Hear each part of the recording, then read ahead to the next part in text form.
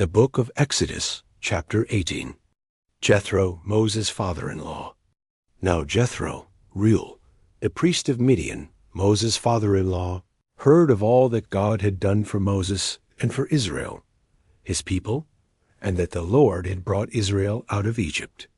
Then Jethro, Moses' father-in-law, took Moses' wife Zipporah, after he had sent her away from Egypt, along with her 2 sons, of whom one was named Gershom, stranger, for Moses said, I have been a stranger in a foreign land. The other son was named Eleazar, my God is help. For Moses said, the God of my father was my help, and he rescued me from the sword of Pharaoh. Then Jethro, his father-in-law, came with Moses' sons and his wife to join Moses in the wilderness where he was camped, at the mountain of God, that is, Mount Sinai in Horeb. He sent a message to Moses, I, your father-in-law Jethro, am coming to you with your wife and her 2 sons, who are with her. So Moses went out to meet his father-in-law, and he bowed down in respect and kissed him. They asked each other about their well-being and went into the tent.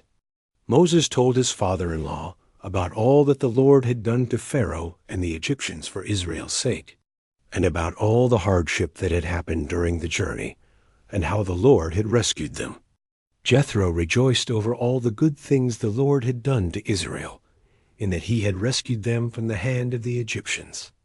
Jethro said, Blessed be the Lord, who has rescued you from the hand of the Egyptians, and from the hand of Pharaoh, and who has rescued the people from under the hand of the Egyptians.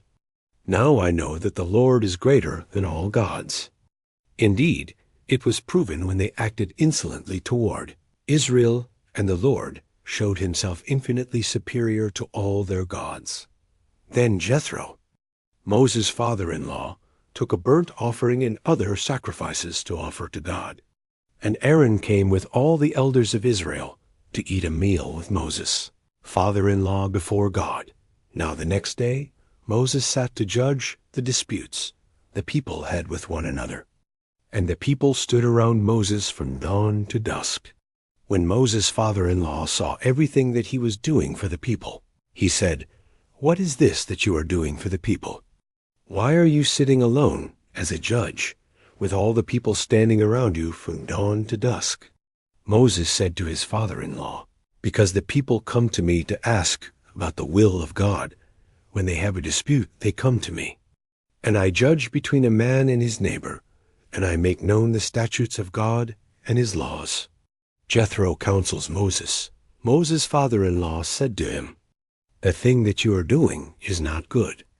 You will certainly wear out both yourself and these people who are with you, because the task is too heavy for you to bear. You cannot do it alone. Now listen to me.